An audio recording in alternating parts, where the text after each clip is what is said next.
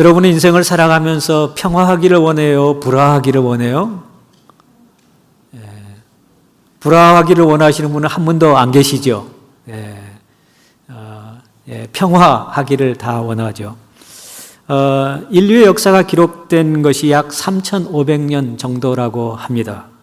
이 3,500년 동안 전쟁 없이 평화를 누리는 그런 기간은 3,500년 중에 286년밖에 안 된다고 합니다. 그 나머지 그 많은 기간 동안에 전쟁과 불화와 또 다툼과 그런 것들이 있었다는 것이죠. 그동안 인류는 전쟁이 없는 그런 세상을 만들기 위해 무척 노력을 많이 한 것 같습니다. 그래서 약 8,000번 정도의 평화 조약을 맺었다고 합니다. 그러나 그런 평화 조약들은 지켜지지 않고 전쟁은 끊이지 않았다고 합니다. 역사가들에 의하면은 인류 역사상 약 2만 번 정도의 전쟁으로 인해서 40억이나 되는 많은 귀한 생명들이 희생되었다고 합니다. 결국 우리 인간의 노력으로 평화를 만들어 보고자 했지만은 그 평화가 아니라 전쟁은 끊이지 않고 일어나는 현실을 우리가 보게 됩니다. 우리가 사는 이 시대에도 마찬가지 아닙니까? 나라와 나라가 서로 다툽니다. 싸웁니다. 그리고 가족과 가족은 안 싸우죠? 죽도록 싸워요. 가까운 사람들끼리 너무 잘 싸워요. 그리고 친척과 친척이 싸우고요. 심지어는 교회 구성원들도 싸움이 일어나는 것을 보게 됩니다. 오늘 본문을 보면은 우리가 바라는 그 평안, 불안함이 없는 그 평안한 삶을 예수님께서 말씀해 주십니다. 부활하신 예수님께서 제자들에게 나타나셔서 뭐라고 말씀하시죠? Peace be with you. 너에게 평강이 있을지어다. 예수님께서 부활하시고 제자들에게 첫 번째 해주신 말씀이 Peace be with you. 너에게 평강이 있을지어다. 이 평강이란 말은 평화죠. peace라는 얘기죠. 그렇죠? 그런데요, 제가 성경을 읽다 보면은 이 말씀과 아주 충돌되는 말씀을 예수님께서 하시는 것을 발견하게 됩니다. 마태복음 10장을 보면은 예수님께서 제자들에게 이 요한복음에서 했던 말씀하고 상충되는 그런 말씀을 또 해주세요. 어떤 말씀을 하시냐면은 내가 세상에 화평을 주러 온 줄로 생각하지 말라. 화평이 아니요 검을 주러 왔다. 이 원문에 보면은 검을 주러가 아니라 검을 던지러 왔다. 그렇게 말씀을 하세요. 내가 세상에 화평을 주러 온 줄로 생각하지 말라. 화평이 아니요 검을 던지러 오셨다라고 말씀을 하세요. 참 이해하기 힘든 찬물을 끼얹는 그런 말씀 아닙니까? 제가 이제 우리 목사님들하고 이제 만나서 또 책에 대한 얘기도 나누고 교회 좋은 행사들도 시효하고 또 컨퍼런스나 세미나를 다녀오셔서 좋은 것들을 공유하고 또 기도도 하고 이제 그런 모임을 하는데요. 목사님들 가운데 그런 고백을 하신 분들이 계세요. 하나님께서 자기에게 하나님이 나를 부르시고 이제 주의 종으로 풀타임 사역을 하라고 이렇게 부르셨을 때 평화를 누리는 것보다는 뭐가 앞섰다고요? 두려움이 앞서고 굉장히 불안하고 굉장히 이렇게 어쩔 줄 모르는 그런 것들을 경험했다는 거예요. 예수님께서 자신을 부르시고 이제 풀타임 주의 종으로 부르셔서 신학교를 가게 하고 그 신학 공부를 하고 나중에 목회자가 될 사람인데 마음에 평안이 있는 것이 아니라 오히려 두려움이 있고 또 불안해지고 그래서 긴장하고 떨리는 그런 순간들이 있었다는 거예요. 마치 주님께서 그 목회자들에게 오셔서 뭘 던지시는 거죠? 검을 던지시는 거죠. 마태복음 10장에 보면은 계속 이렇게 이어지는 말씀이 이렇게 이어집니다. 내가 온 것은 아들이 아버지와 딸이 어머니와 며느리가 시어머니와 불화하게 하려 함이니 평화하게 함이 아니라 불화하게 함이니 사람의 원수가 자기 집안 식군이라 그런 말씀을 또 하세요. 이 말씀은 더더욱 이해하기 힘든 그런 말씀 아닙니까? 아니, 예수님께서 부활하시고 나서 제자들에게 첫 번째 던진 말씀이 너에게 평강이 있을지어다, 그런 말씀을 해주셨는데, 마태복음 10장에서는 정반대되는 말씀을, 평화를 주기 위해서 이 땅에 오신 것이 아니라 불화를 주기 위해서 오셨고 검을 던지러 오셨다는 그런 말씀을 하니까 이해하기가 참 힘들다는 것이죠. 내가 온 것은 아들이 아버지와 딸이 어머니와 며느리가 시어머니와 불화하게 하려 함이니 사람의 원수가 자기 집안 식구니라.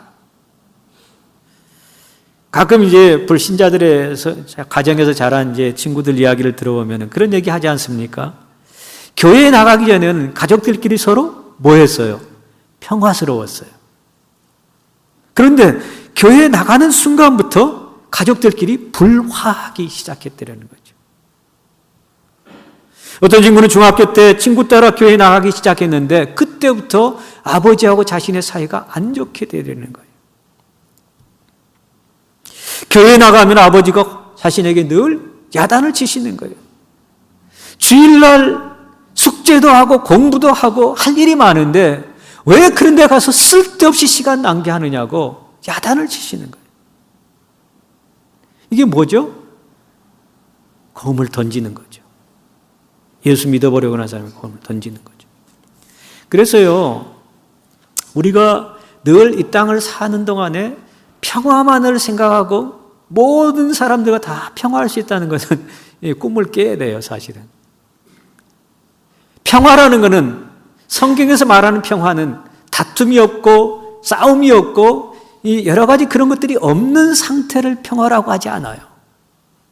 또 다른 차원에서 평화를 예수님께서 얘기하시는 거예요. 이어지는 또 말씀을 보면은 내가 온 것은 아들이 아버지와 딸이 어머니와 며느리가 시어머니와 불화하게 하려니 사람의 원수가 자기 집안 식구니라. 아버지나 어머니를 나보다 더 사랑하는 자는 내게 합당하지 아니하고 아들이나 딸을 나보다 더 사랑하는 자도 내게 합당하지 아니하며 자기 십자가를 지고 나를 따르는 자도 내게 따르지 않는 자도 내게 합당하지 아니하리라. 우리 세상 사람들이 생각하는 평화는요, 이 세상 살아가는 동안 아무 문제도 없고 다툼도 없고 악이 그런 것도 없고 모든 게 다 안정적으로 되어가는 것을 평화라고 생각하는데 예수님께서는 그런 의미에서 평화를 얘기하신 것 같지는 않다는 얘기죠. 예수님께서 하신 이 말씀은 참으로 이해하기 힘든 말씀입니다. 이 말씀은 예수님께서 화평을 주러 오신 것이 아니라 다툼, 분쟁, 불화를 던지러 오셨다는 말인 것 같습니다. 그리고 십자가를 말씀하십니다. 마태복음에서는 예수님께서 화평을 주러 온 것이 아니라 금을 주러 오셨다고 말씀하시고 우리가 읽었던 요한복음에서는 부활하신 예수님께서 제자들에게 첫 번째 너희에게 평강이 있을지어다 라고 말씀을 하셨는데 우리는 이 말씀을 어떻게 이해해야 될 것인가? 예수님께서 말씀하신 평화는 우리가 생각하는 그런 평화는 아닙니다. 세상 사람들이 원하는 평화는 보편적인 평화이지만은 예수님께서 말씀하신 평화는 보편적인 평화의 말씀이 아닙니다. 예수님께서 이런 말씀하시죠. 예수님께서 말씀하신 평화는 세상이 알지도 못하고 세상이 줄 수도 없는 그런 평화다. 성경에 보면은 피스라는 단어가 굉장히 많이 나와요. 우리말로는 평강, 평화, 평안, 여러 가지로 번역이 됐는데 다 피스에 관한 이야기예요. 피스가 한 400번 이상이 나오는데요. 그렇다면 성경에서 말하는 평화는 어떤 것을 얘기하는 것일까요? 예수님께서 말씀하신 평화는 무엇을 의미하는 것일까요? 성경을 자세히 들여다보면은 누가 평화라고 소개를 하죠? 예수 그리스도가 평화라 그렇게 얘기해요. 그리고 예수님께서 이 땅에 왜 오셨다고 얘기하죠? 평화를 주러 오셨다 그런 말씀하십니다. 평강의 왕으로 오셨다고 얘기를 합니다. 예수님께서 탄생하셨을 때 수많은 천군이 그 천사들과 함께 이렇게 찬송을 했습니다.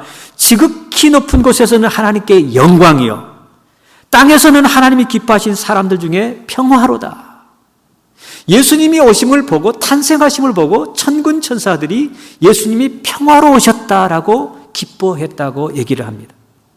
그리고 이사야 선지자는 예수님을 뭐라고 소개하냐면은 평강의 왕으로 소개합니다. Prince of Peace. 예수 그리스도가 평강의 왕으로 오실 것이라고 예언을 합니다. 이사야서 53장 2절 이하에 보면은 이사야 선지자는 예수님을 이렇게 소개합니다. 그는 자라기를 연한 순 같고 마른 땅에서 나온 뿌리 같아서 고운 모양도 없고 풍채도 없은즉 우리가 보기에 흠모할 만한 아름다운 것이 없도다. 그는 멸시를 받아 사람들에게 버림받았으며 간고를 많이 겪었으며 질고를 아는 자라. 그는 사람에게 멸시를 당하였고 우리도 그를 귀하게 여기지 아니하였도다. 그는 실로 우리의 질고를 지고 우리의 슬픔을 당하였거늘 우리는 생각하기를 그는 징벌을 받아 하나님께 맞으며 고난을 당한다 하였노라. 그 다음 말씀, 그가 찔림은 우리의 허물을 인하며 그가 상함은 우리의 죄악 때문이라. 그가 징계를 받음으로 우리가 뭘 누리고? 평화를 누리고. 그가 징계를 받음으로 우리가 평화를 누리고 그가 채찍에 맞음으로 우리가 나음을 입었다. 그렇게 이사야 선지자가 예수님이 탄생하기 700년 전에 예언한 말씀인데 예수님이 어떤 분으로 오신다고요? 평강의 왕으로. 평강의 왕으로 오셔서 무슨 일을 하신다고요? 고난을 당하고 채찍을 맞으시며 여러 가지 질고를 지시고 십자가를 지셔서 우리에게 평화를 선사한다는 그런 예언의 말씀을 하고 있습니다. 우리가 이제 특별히 성금요 예배나 고난 주간에 많은 교회에서 성극도 하고 이제 그 고난 주간 칸타타를 이제 준비하죠. 이 칸타타 내용을 보면 주로 십자가상의 칠언에 대한 그런 내용을 가지고 칸타타를 하지 않습니까? 근데 그 고난 주간에 부르는 우리가 자주 부르는 찬양 가운데 이런 찬양이 있죠. 그가 찔림은 우리의 허물 인함이라. 그가 징계를 받음으로 우리가 평화 누리고 그가 채찍에 맞음으로 우리가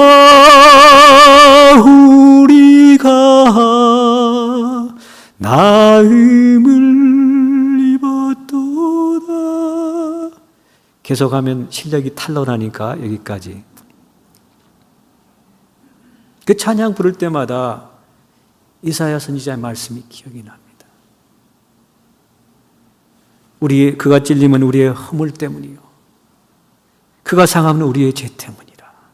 그가 징계를 받음으로 우리가 평화를 누리고 그가 채찍에 맞음으로 우리가 나음을 입었도다. 우리는 다 양 같아서 그릇 행하여 각기 제 길로 갔거늘 여호와께서는 우리 무리의 죄악을 그에게 담당시키셨도다. 하나님께서 예수님을 이 땅에 보내주신 것은 하나님과 우리 인간 사이에 죄로 인해서 막힌담을 허시고 하나님과 죄로 인하여 하나님과 불화한 상태를 화평케 하는 화목 제물로 보내신다는 그런 말씀이죠. 여호와께서 그에게 상함을 받게 하시기를 원하사 질고를 당하게 하셨은즉 그의 영혼을 속건 제물로 드리게 되어 그가 씨를 보게 되며 그의 날은 길 것이요 또 그의 손으로 여호와께서 기뻐하시는 뜻을 성취하리로다. 이사야 선지자는 예수님이 탄생하기 700년 전에 예수님께서 이 세상에 오셔서 십자가에 달려 죽으심으로 우리와 하나님과의 불화한 상태를 회복시켜주는 화목 제물이 되어주실 것이다. 그렇게 예언을 한 것입니다. 이사야 선지자는 예수님께서 십자가 달려 죽으심으로 우리 죄를 대속하신 예수님을 평화의 왕으로 소개하고 있는 것입니다. 또 이제 부활절이나 또 고난주간 또 크리스마스가 되면은 핸델의 메사야, 핸델스 머사야 그 공연을 하지 않습니까? 앞부분에는 주로 예언에 관한 내용, 예수님의 탄생에 관한 내용이 일부에 나와요. 핸델 메시아 가운데. 그 중에 하나 또 이런 곡이 있죠. 우리를 위해 한 아기 나셨다. 아마 성가대원들은 아마 이 곡 많이 해보셨을 거예요. 따라따따라라라 Unto us a son is given, unto us a son is given. 따라라라라라라라라. 그 다음에 Wonderful Counselor, Almighty God, Everlasting Father, The Prince of Peace. 그 곡 여러분 다 아실 거예요. 그 곡을 듣다 보면은 이사야 선지자가 예언한 그 말씀이 기억이 나는 거예요. 기묘라 모사라, 전능의 왕, 영원한 아버지요, 평화의 왕이라고 소개하는 거예요. 이게 한국말로는 기묘라 모사라고 되어 있는데 사실은 그 한 단어예요. Wonderful Counselor를 기묘라 모사라 그러니까 이게 무슨 말인지 잘 모르겠어요. 영어로 보면 Wonderful Counselor로 오신다는 거죠. 그리고 전능의 왕으로 오시고 영원한 왕으로 아버지시고 평강의 왕으로 오실 분이 누구시다? 예수 그리스도시다 라고 소개를 하는 거예요. 예수님께서 십자가에 달리셨을 때 7마디를 하셨는데 그 중에 하나 다 이루었다. 테텔레스타이. It is finished. 다 이루었다. 그 말이 뭐예요? 하나님과 우리 인간 사이에 죄로 인해서 불화했던 관계가 평화의 관계로 그것을 다 이루어 놓으셨다는 그런 의미도 될 것입니다. 예수님께서 십자가에서 다 이루셨다는 얘기는 하나님과 우리 인간 사이에 불화했던 관계가 평화의 관계로 새로워지게 되었다는 것입니다. 우리의 죄로 인해 하나님과 불화한 관계, 원센 관계를 십자가를 심으로 회복하여 평화의 관계를 다 이루어 놓으셨다. 그런 말씀을 하시는 것입니다. 인도네시아에 가면은 자바섬이 있다고 합니다. 그곳에 처음 복음을 들고 들어간 사람이 있었는데 리처슨이라는 미국 선교사였다고 합니다. 그런데 선교사님이 자바섬에 갔을 때 그곳에는 식인종들이 살고 있었다고 합니다. 식인종들은 부족들 간에 자주 다투고 싸움을 했다고 합니다. 그런데 그들에게는 독특한 문화, 습관이 있었는데 부족 간의 싸움을 하다가 화해할 때는 마을의 갓난 아이 한 명을 상대방에게 바치는 관습이 있었다고 합니다. 식인종들은 상대방에게 바치는 아기를 평화의 아기라고 불렀다고 합니다. 리처슨 선교사가 자바섬에서 생활한 지 2년째 되던 해 부족들 간의 큰 싸움이 벌어졌다고 합니다. 부족들의 전쟁은 갈수록 심해져 도무지 화해할 기미가 보이지 않았다고 합니다. 그때 한 백인 부부가 갓난 아기를 안고 싸움터에 나타났습니다. 그가 바로 리처슨 선교사 부부였습니다. 선교사님은 화해를 시키기 위해 자신의 1살 된 아이를 평화의 아기로 그 자리에서 내놓았다고 합니다. 선교사님은 싸우는 그들을 향해 제 아이를 평화의 제물로 바칩니다. 이제 제발 서로 다투지 마시고 앞으로는 사람을 잡아먹는 그런 습관을 하지 마시기 바랍니다. 그러면서 자기 아들을 내어놓으면서 예수 그리스도에 대한 복음을 전파하기 시작했습니다. 두 부족의 주장들은 선교사의 헌신적인 사랑과 화해의 악수를 나누었다고 합니다. 이 일로 인해 자바섬에 사는 부족들은 선교사님의 진실한 사랑과 예수님의 사랑을 깨닫고 그 후로부터는 사람을 잡아먹지 않고 그런 습관을 버리고 서로 다투지도 않고 서로 평화를 이룰 수 있었다고 합니다. 그때까지만 해도 마음을 열지 않고 굳게 닫혔던 그 복음의 빗장이 그 선교사님의 헌신적인 사랑을 통해서 또 예수 그리스도의 복음을 통해서 그들의 마음이 열리기 시작하고 그 부족들 사이에 평화를 이루게 되었다고 합니다. 그래서 나중에 그 섬을 평화의 섬이라고 불렀다고 합니다. 여러분, 성경을 요약하면 그런 거 아닙니까? 창세기 1장과 2장은 뭐에 대한 얘기예요? 낙원에 대한 얘기예요. 창세기 3장에 인간이 죄를 범함으로 그 낙원이 실낙원이 된 거예요. 패러다이스가 아닌 그런 세상으로 변해버린 거예요. 창세기 3장서부터 요한계시록 20장까지 실낙원에 대한 얘기고 그 실낙원에 있는 인간들을 위해서 하나님께서 뭘 하시는가를 설명해 주는 내용이 창세기 3장에서 요한계시록 20장까지 나와요. 그리고 요한복음 21장과 22장에는 뭐가 나오죠? 복낙원.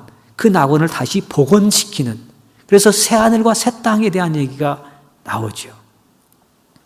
우리 인간의 죄로 인해서 하나님과 우리의 인간관계가 끊어졌습니다. 그래서 우리 인간과 하나님은 불화하게 됐어요. 아니, 불화가 아니라 하나님과 원수 관계가 되어버렸습니다. 그래서 우리는 하나님과 관계가 끊어졌기 때문에 죽었다라고 성경은 얘기를 하는 것입니다. 그 관계를 회복하기 위해서 오신 분이 계신데 그분이 바로 예수 그리스도십니다. 예수 그리스도께서 어떤 왕으로 오셨어요? 평강의 왕으로, 평화의 왕으로 오셔서 뭘 지셨어요? 십자가를 지심으로 하나님과 우리 사이에 불화했던 관계, 원수 관계를 깨어버린, 막힌 담을 헐어버렸어요. 그리고 예수님께서 다 이루었다. 테텔레스타이. 이제는 너희가 예수 그리스도를 믿고 하나님을 믿을 때 하나님과 불화한 관계에서 평화의 관계가 된 것이다. 여러분, 예수님은 이 땅에 평화의 왕으로 오신 줄 믿으시기 바랍니다. 세상에서 얘기하는 평화와 예수님께서 말씀하신 피스는 완전히 다른 차원의 피스를 얘기하신 것입니다. 아무 다툼도 없고 싸움이 없는 그 자체를 평화라고 얘기하지 않습니다.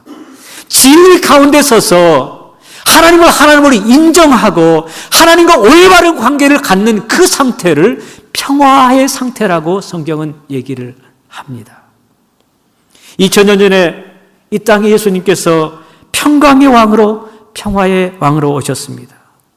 그저 평강의 왕으로 오셨다고만 얘기하지 않고 그 평강의 왕으로 오신 예수님께서 하나님과 우리 사이에 불화된 관계, 원수된 관계를 해결하기 위해서 질고를 지고 고난을 당하고 채찍을 맞으시고 옆구리에 창을 찔리시고 십자가에 달려 죽으심으로 평화를 이루셨다고 성경은 말해 줍니다.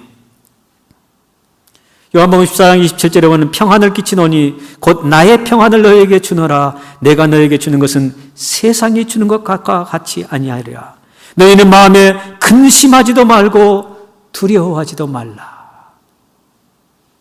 예수님께서 오늘 이 시간에도 우리에게 그렇게 말씀하십니다. 사랑하는 내 제자들이여, 너희에게 평강이 있을지어다. 우리가 하나님을 믿으면요, 하나님이 우리 안에 계신다 그러잖아요. 그리고 그 하나님이 한 번 만나고 끝나버립니까? 언제까지? 세상 끝날까지 내가 너와 항상 함께 하심이라. 우리에게 그런 임마누엘의 믿음이 있다면은 우리는 어떤 환경에서도 평화를 누릴 수 있는 놀라운 축복의 사람이 될 줄 믿습니다. 우리 성도들에게 주님의 평화, 세상이 말하는 그런 평화가 아니라 하나님 안에서, 주 안에서 평화를 새서토록 누리는 귀한 성도들 되시기를 간절히 축원합니다. 기도하십시다.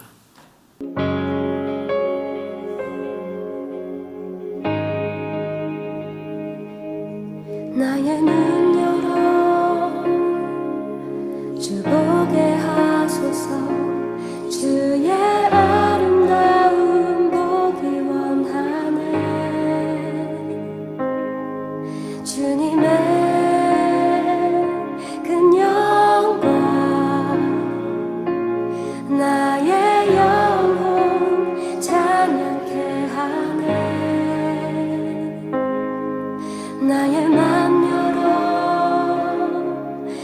내게